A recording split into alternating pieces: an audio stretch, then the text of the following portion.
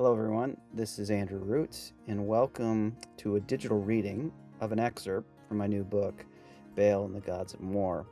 This comes from page 118 to 120 and is in a section called The Church Can't Do Better. We come to this section after describing culturally and theologically the issues with growth.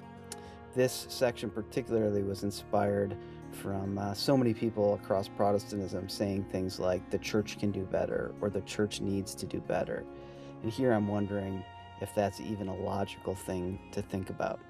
The section begins, the church can't do better. To assume that the church can do better allows the logic of escalation and dynamic stabilization of the Third Industrial Revolution to completely overtake our ecclesiologies. The church is not the kind of thing that can or cannot do better, at least not theologically. Inside Protestantism, the church is not something that can produce its own excellence. It's opposed to this kind of Aristotelianism, at least at this level.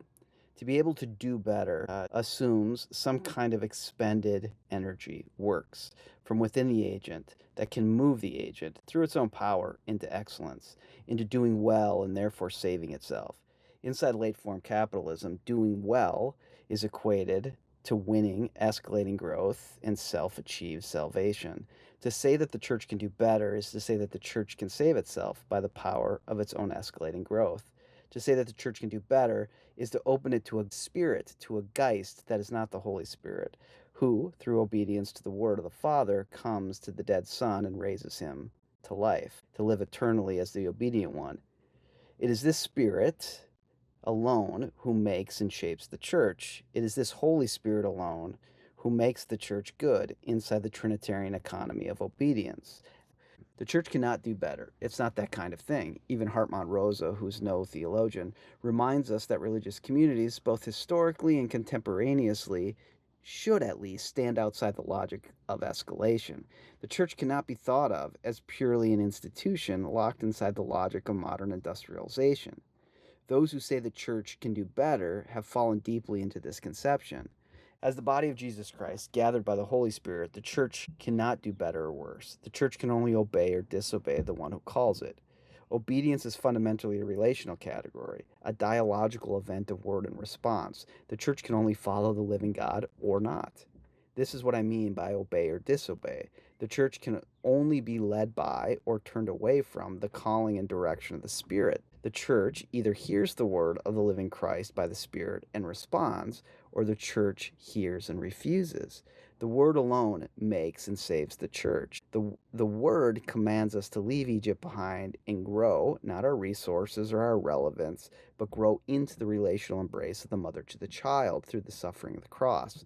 The challenge for the church is not to escalate its creativity or relevance to personalities, but to discern and respond to the word.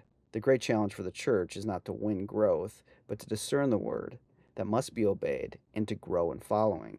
Discernment of the word and spirit is the church's great existential task. As Dietrich Bonhoeffer's taught us, in a phrase that echoes Elijah's, only the obedient obey, and only those who obey are obedient.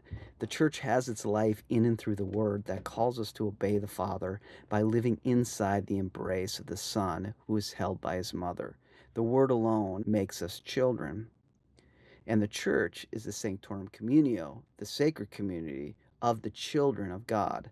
The child is elect, no longer an orphan, and cannot therefore not be a child. Graced as the child, no escalating growth can make the child more or less a child. As we'll see in the next chapter, Elijah's very mission is to call Israel, who is up against a great decline and many threats, to remember the desert and to obey.